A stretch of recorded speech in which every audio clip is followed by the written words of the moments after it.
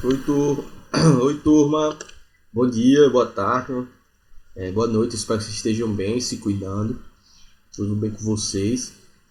Na última aula a gente viu, eu corrigi uma atividade sobre a dinâmica da crosta terrestre e deixei uma atividade para vocês da página 184 e 185 para vocês fazerem como uma forma de revisão para a gente fechar essa parte, revisar e fechar essa parte do assunto que tratava sobre a atmosfera, os gases, né, e a dinâmica da crosta terrestre. Que esses dois assuntozinhos eles vão vir para a prova da terceira unidade, né? As provas da terceira unidade. O simulado, que vai ter essa parte dos gases da atmosfera, e a prova aberta, que vai ter, que não é aberta, mas no caso, né?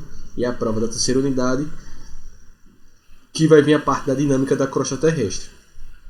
Então, como tem essa diferençazinha, né, do assunto que a gente está vendo com as provas, já que a gente começou a aplicar as provas, foi encontrar a melhor forma de aplicar as provas para você, os simulados e provas, um pouco depois, então sempre tem essa distanciazinha, né?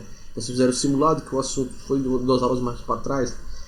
Então, estou deixando essa atividade aqui, deixei para vocês fazerem, para ser uma forma de a gente revisar, para ver se não tem mais dúvidas, para quando chegar nas provas, quando chegar no simulado e nas provas da terceira unidade, vocês, quando forem estudar o assunto, vocês só vão relembrar ele sem muita dificuldade, né?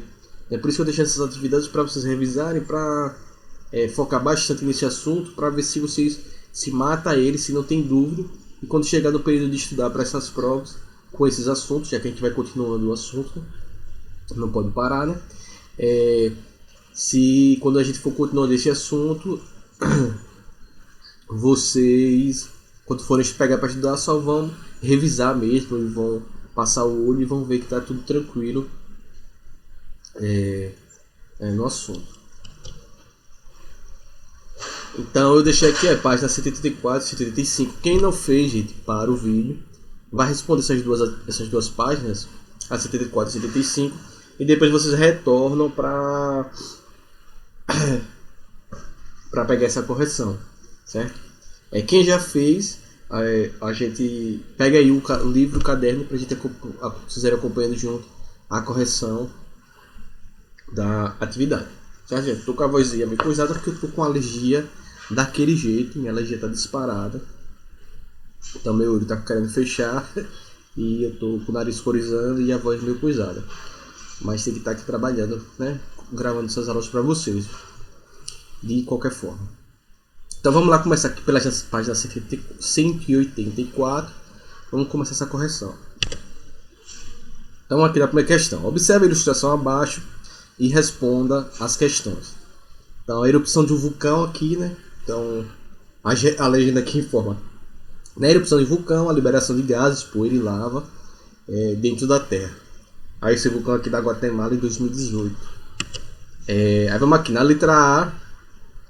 A lava expelida pelo vulcão tem origem no núcleo da Terra. É uma pergunta. Explique. Então não, né? A lava que se origina... A lava ela se origina de camadas profundas na crosta terrestre, muito distante do núcleo. Na verdade, a lava ela vai se originar lá do manto, né? Porque o manto está muito distante do núcleo, o manto superior, né? Então não, a lava se origina, né? Você pode botar a lava se origina do manto, né? Ou a lava se origina de camadas profundas da crosta terrestre. Também pode dizer, ou pode dizer que a lava se origina de pontos na litosfera muito distante do núcleo. Qualquer resposta nesse sentido aí está correta. Né? Letra B. Qual a relação entre vulcanismo e placas tectônicas? Então, como é que a gente relaciona o vulcanismo, ou seja, as atividades dos vulcões e as placas tectônicas? O vulcanismo ele é mais frequente em regiões de anomalias térmicas na crosta terrestre, ou seja, pontos na crosta terrestre que tem anomalias térmicas, que vai ter essa liberação de calor e essas falhas que podem fazer com que a lava alcance a superfície da crosta, ou em locais de encontro de placas tectônicas. Então esses dois pontos aí é que relacionam as placas tectônicas com os vulcanismos. Os mais comuns, né, que a gente mais ouve falar, são esses pontos de encontro de placas tectônicas, mas também pode acontecer vulcanismos em locais em que há anomalias térmicas na crosta terrestre, ou seja, liberação de calor e por aí vai, e falhas na crosta terrestre. Então essa é a letra B. Letra C. Após sua solidificação, a lava dá origem a um tipo de rocha. Que tipo de rocha é esse e como é aproveitado pelos seres humanos? Então, a lava se solidificada, né? A lava se solidifica, ela dá origem a que a gente chama das rochas magmáticas, ou ígneas também, se vocês botarem ígneas ou magmáticas, tanto faz, está correto, as duas grafias. A gente tem como exemplo o basalto e o granito, e eles são muito utilizados na fabricação de pisos, na fabricação de pias, no calçamento de ruas, na construção civil de forma geral.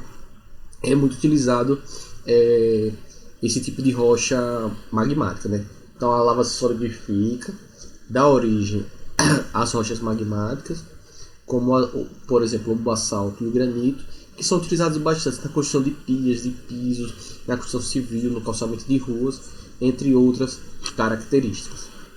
Certo? Basta se colocar umas duas funções, está ótimo. Então vamos lá agora para a segunda questão.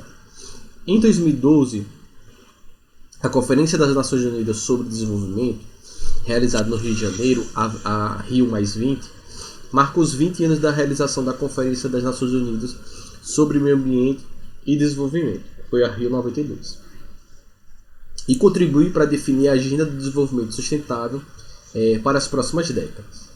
Entre as novidades apresentadas, destaca-se um ônibus movido a eletricidade e gás de hidrogênio, desenvolvido pela COP, na UFRJ, que é a Universidade Federal do Rio de Janeiro, que não libera poluentes na atmosfera, libera apenas vapor de água. Então, existe esse ônibus, não é ficção científica não, esse ônibus movido a hidrogênio e eletricidade, ele existe, certo? Vamos lá. Com relação a esses encontros, responda. A. O efeito estufa em si é maléfico ao planeta? Justifique sua resposta. Não, o efeito estufa não é maléfico ao planeta. Justamente o efeito estufa ele é essencial para manter uma temperatura média favorável à vida do planeta. Então o efeito estufa ele é positivo porque ele possibilita a manutenção do calor na Terra, não tem tanta variação de temperatura no planeta e é vital para a vida no planeta.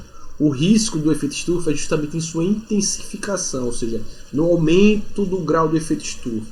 Então, o efeito maléfico é quando, e na maioria dos casos, que a ciência vem comprovando, por intermédio das atividades antrópicas, ou seja, por intermédio das atividades dos seres humanos, a gente tem uma intensificação do efeito estufa. E isso sim é um efeito maléfico, mas o efeito estufa em si, ele foi e é fundamental para a manutenção da vida no planeta. Certo? Letra B. Por que organizações ambientais costumam fazer campanhas criticando os líderes mundiais? Não, porque tem muita crítica a esses líderes. Né? Principalmente por causa da lentidão ou muitas vezes também da ineficácia, né, dos acordos firmados, né, e dos acordos recentes sobre as mudanças climáticas. Né? Então tem muita lentidão para dar uma resposta a esses problemas e os acordos são muito ineficazes ou lentos, ou cheios de brechas, né? Quando a gente fala sobre políticas públicas internacionais sobre o combate às mudanças climáticas, né? E sobre as emergências climáticas, né? Porque muitas vezes os governos eles defendem os interesses de uma minoria também em muitos casos, né? Em geral de grandes empresários, principalmente grandes empresários dos combustíveis fósseis, né, do petróleo, grandes petrolíferas, que investem muito dinheiro nesses países, né, justamente como contrapartida, impedem que esses países, ou cobram que esses países eles não entram ou não desenvolvam acordos para combater e mitigar as mudanças climáticas. Vamos lá para a letra C. Pesquise e indique a posição que o Brasil tem assumido nesses encontros acerca das mudanças climáticas no planeta. Compartilhe com a turma o resultado, não tem como compartilhar, né? Mas aí vocês podem mandar para mim o que vocês encontraram, né? Até pouco tempo o Brasil participava e era incentivador dessas políticas. Agora com esse último governo já não está tão o governo já não está tão interessado em incentivar esses encontros, né, e esses acordos aí, até porque o governo em si, né, o ministro das Relações Exteriores e o próprio presidente da República, ele nega as mudanças climáticas, né? Então, eles estão querendo aquilo que a gente chama do negacionismo climático. Vamos lá para a terceira questão. Observe com atenção a imagem a seguir.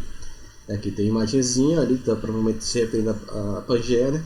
Então está aqui na legenda: distribuição de espécies pré-históricas no antigo supercontinente da Gondwana, com base nos registros fósseis encontrados. Então tem lá cada coisinha lá, olha. Então o Sinogmatus, que é esse vermelhinho aqui, que tem essa distribuição da América do Sul, na África. O Mesosaurus, esse roxinho. A gente tem o Listrosaurus, que é esse azulzinho, né? Tem essa plantinha aí, que é a Glossopteris, que é essa amarelinha aí. A presença de fósseis comuns de plantas e animais em diferentes continentes é uma evidência importante de que essas regiões estiveram ligadas no passado. Como você explica esse fato? Essas espécies viveram... aquela história lá do Wegener, né, das evidências dele para comprovar, né, as ideias dele lá da deriva continental, né? Então essas espécies viveram quando os continentes ainda eram unidos, né? Então quando esses continentes ainda eram unidos nesse grande continente, a Gondwana aí, quando ela começava a se separar, né? Então essas espécies viveram, né, quando os continentes ainda eram unidos, e desde então eles têm se deslocado pela superfície, né, do globo terrestre sobre o manto, ou seja, essas placas elas vêm se deslocando, né? Então, devido ao deslocamento das placas tectônicas, a posição atual dos continentes ou de porções de continentes não é a mesma do passado, né? E será bem diferente daqui a um futuro mais longínquo. Então você veja lá que quando estava tudo juntinho, esses animais eles conseguiam se deslocar. Então isso explica, por exemplo, que a gente encontra fósseis de mesossauros aqui na região mais ao sul, na Argentina, né? Na América do Sul, Uruguai também, e a gente consegue encontrar eles também na África. Ou seja, esses fósseis de animais, como é que eles podem ter vivido? Se os continentes não tinham nenhuma conexão, como é que eles conseguiam ter, essas espécies conseguiram ter atravessado da América do Sul para a África? Eles não passaram nadando pelo Oceano Atlântico. Ou seja, justamente a ideia de que esses continentes eram unidos quando eles viviam no planeta, né? E depois que eles morreram e viraram esses fósseis, e com o deslocamento das placas tectônicas, isso explica como ele e outras espécies, como aqui o Sinognathus, tem aqui também no Brasil, nessa região do Brasil e da América do Sul, e de outros também aqui, essas plantinhas aí, a Classopteris, ela pode ser encontrada fósseis dela na América do Sul, na África, na Antártida, na Austrália e partes do continente, parte do território indiano também. Então esses fósseis eles explicam muito provavelmente a posição dos continentes era outra, devido às movimentações do manto, né, esses movimentos de convecção do manto da Terra, que levou à alteração da configuração dos continentes e que no futuro também será diferente, muito provavelmente. Certo? Vamos lá para a quarta questão agora. Leia a notícia a seguir e responda as questões. Forte terremoto abala cidades do oeste do Japão. Não há vítimas nem risco de tsunami, porém mais de 170 mil casas ficaram sem luz. Tóquio. Um forte terremoto de 5,3 graus de magnitude sacudiu o oeste do Japão às 7h58 do horário local, 7h58 horário de Brasília, de domingo, na região de Osaka, com o epicentro situado a 14,4 km de profundidade. As autoridades disseram que não houve vítimas e que não há risco de tsunami. O abalo causou apagões em algumas zonas e provocou a interrupção do tráfego ferroviário em uma hora de forte tráfego, mas não gerou pânico entre a população. Só para destacar de cara que a gente acha um erro aqui na reportagem de conceito, né? Porque o que eles estão chamando de epicentro, na verdade, eles estão chamando do hipocentro. o hipocentro situado a 15,4 km de profundidade. Então onde tem a falha é o hipocentro. O epicentro é onde ele sentido é o ponto logo acima do hipocentro na superfície da crosta terrestre. Então tem um errozinho aí de conceito nessa matéria aí do Globo de 2018. Na verdade, a 15,4 km de profundidade foi o hipocentro e não o epicentro. Mas vamos lá para as perguntas, que é o que nos interessa agora. Qual o tema principal da notícia? O tema principal da notícia é o quê? A ocorrência de terremotos no Japão. Então, esse é o principal tema da notícia, é justamente a ocorrência de um terremoto no Japão. B. De que maneira a localização geográfica do Japão favorece a ocorrência de terremotos e de tsunamis, né? O Japão ele está localizado entre as placas da Eurásia, das Filipinas e do Pacífico, ou seja, ele está localizado no ponto de encontro de 3 placas tectônicas diferentes. E a movimentação, né, dessas falhas e dessas placas tectônicas pode provocar terremotos. Então, como ele está localizado bem no ponto de intersecção entre placas diferentes, ou seja, pontos de falha das placas tectônicas, o encontro dessas placas e a movimentação dessas placas pode gerar uma série de terremotos. Letra C. Que tipo de consequências pode resultar de um terremoto dessa magnitude de 5,3 graus Celsius? Pode causar danos maiores em edifícios mal concebidos, né? Em zonas restritas de pontos de vulcão ou de terremotos, causa danos menores nos edifícios bem construídos. Então lá no Japão, como os edifícios já são construídos, ou seja, tem uma estrutura na construção para eles absorverem os impactos desses terremotos, talvez eles não causem muito poucos danos, mais danos internos e mais assim de coisas que tiverem, sei lá, computador que cai, mesa que quebra, essas coisas, do que necessariamente na estrutura do prédio, né? Eles colocam sistemas de mola para absorver o impacto desses terremotos, ou seja, como eles já vivem nessas regiões, eles têm uma engenharia bem sucedida para sobreviver ao impacto de terremotos. Obviamente terremotos de grandes magnitudes às vezes não é tão possível, né? Mas minimiza bastante. Vamos aqui para letra D.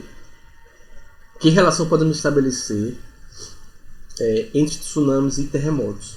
Então, tsunamis são aquelas ondas gigantes, né, formadas nos oceanos, ou às vezes em grandes lagos, podem se formar também, né? Normalmente por falhas no fundo da crosta oceânica. E ela acontece, né, quando uma massa de água é empurrada na vertical, ou seja, para cima. Então, para cima, ela é deslocada para cima. E ela se forma quando acontecem esses terremotos no fundo oceânico. Ou seja, quando os terremotos acontecem no fundo oceânico, eles podem formar esses tsunamis. Então, vamos lá. Quinta questão. Antes mesmo de se eleger presidente dos Estados Unidos, Donald Trump já causava polêmica com suas opiniões sobre questões ambientais, inclusive nas redes sociais, que utiliza com bastante frequência. Veja, por exemplo, o conteúdo do comentário enviado por ele em 2012. Então lá está esse comentário infeliz desse sujeito. O conceito de aquecimento global foi criado pelos chineses e para os chineses com o objetivo de tornar a indústria dos Estados Unidos menos competitiva. Os Estados Unidos são o segundo maior emissor de gás carbônico, atrás apenas da China. Por isso, suas decisões e posições nos acordos climáticos têm um grande impacto no planeta. Pesquisas sobre encontros e acordos recentes entre nações que tenham incluído nas discussões questões climáticas. Então, as perguntas são: como tem sido a participação da China e dos Estados Unidos nesses acordos? O que você pensa sobre isso e sobre o uso das redes sociais? Veja o número de seguidores que curtiram o comentário do Trump. O que isso pode representar? Pesquisa exemplos que demonstrem o uso de redes sociais ou de outros recursos tecnológicos de comunicação e informação de forma positiva, com mobilização e sensibilização para ações com foco no desenvolvimento sustentável. Pesquise charges sobre essa questão, escolha uma e produza um pequeno texto para acompanhá-la. Compartilhe com os colegas, compartilhe comigo. Quero receber. Vou tirar os pontos de participação de vocês, que vocês não estão mandando. Eu passei um trabalho um dia desse, ninguém mandou. E agora, esse aí eu quero que vocês me mandem, né? Mandem no e-mail.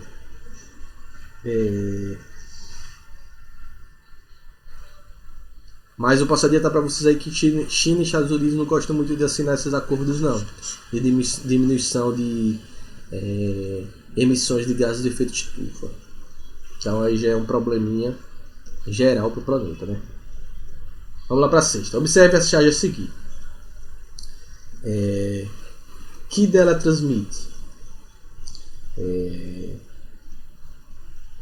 Bom, ela transmite logo a ideia da poluição do ar, né, pela emissão de gases liberados na queima dos combustíveis, né, principalmente os combustíveis veiculares. Vamos agora aqui para a letra B. Agora, mas aí essa letra é pessoal, vocês podem variar respostas, eu dei a minha interpretação, onde vocês podem ver o que vocês acharam dessa charge. B. Agora eu leio o trecho a seguir, da notícia a seguir. Os carros podem ser considerados os grandes vilões da poluição do ar em São Paulo. Uma pergunta. Para Carlos Locava, gerente do Departamento de Desenvolvimento Tecnológico e Sustentabilidade da Companhia Ambiental do Estado de São Paulo, a resposta é sim. Não existe carro que não polui, todo carro polui. Em uma frota de cerca de 7 milhões de veículos, como temos na região metropolitana de São Paulo, cada um tem a sua contribuição, afirma Lacava. Carlos Lacava. Eu achei que era Carlos, e quando eu olhei a primeira vez eu achei que era Carlos Locava. Aí pensei que era alguma coisa de locação de carros. Que relação pode ser feita entre a charge, a notícia e o que você estudou a respeito da poluição do ar? Bom, aí o interessante é vocês... É também pessoal, mas aí vocês têm que pelo menos ter relacionado a queima de combustíveis, né, com a liberação de gases poluentes, né, pelo escapamento dos veículos e relacionar isso com a poluição do ar. Então tem que conseguir relacionar a queima dos combustíveis fósseis e seus derivados com a liberação de gases poluentes com a poluição do ar. Então é importante que vocês façam essas interconexões e relações. Beleza? Vamos agora para a sétima e penúltima questão. O que são tsunamis? Como eles são formados? Então, os tsunamis são ondas gigantes, como já viu, que são formadas nos oceanos ou em grandes lagos. São formados normalmente pela ocorrência de terremotos na crosta oceânica, que é a parte da crosta terrestre que fica nos oceanos. Esses terremotos nessa crosta oceânica, elas empurram a água para cima, ou seja, na vertical. Então essas ondas sísmicas, elas deslocam essa água para cima, na vertical, que gera a formação de ondas grandes e muito rápidas próximos ao ponto do epicentro, né? Elas também podem ser formadas, tsunamis, elas podem também ser formadas pela atividade de vulcões submarinos. Você lembra aqueles vulcões que ficam na crosta oceânica? Então não só tem vulcão na crosta continental, né? Tem também na crosta oceânica, no fundo marinho. Então essa atividade desses vulcões oceânicos, esses vulcões do fundo marinho, eles também podem levar à formação de tsunamis, e também pelo deslocamento de grandes massas de terra, né, ou gelo sobre corpos d'água. Se você tem um deslizamento de terra ou de gelo na água, ele pode formar tsunamis também. Então os tsunamis podem formar por terremotos na crosta oceânica, por atividade de vulcões oceânicos, né, submarinos, e também pelo deslocamento de grandes massas de terra e de gelo na água. A gente também pode ter a formação desses fenômenos. Qual a diferença entre magma e lava? Estava a questão já. Então, qual a diferença entre magma e lava? Magma é a mistura de rochas fundidas, gases e vapor de água no interior da Terra. E lava é o material rochoso que chega à superfície da Terra após a liberação desses gases e desse vapor de água, principalmente a partir dessas atividades vulcânicas. Então, o magma é a composição desses vapor de água, gases, dessas rochas fundidas que estão no manto, abaixo da crosta terrestre. E quando esse magma ele é expelido, ele vai liberar esses gases, esse vapor de água, e vai formar a lava, que é justamente essa parte da rocha fundida que chega à superfície da crosta terrestre, certo? Então tá aí, a gente fechou agora essa parte de dinâmica da corrente terrestre da atmosfera. Espero que vocês tenham conseguido entender tudo. Se fica alguma dúvida, gente, vocês entrem em contato comigo para que eu esclareça a dúvida de vocês, porque a partir da próxima aula a gente já vai saltar para uma outra parte do assunto e a gente vai estudar um pouquinho sobre as máquinas simples, certo? Fiquem bem, se cuidem, a gente se vê na próxima aula.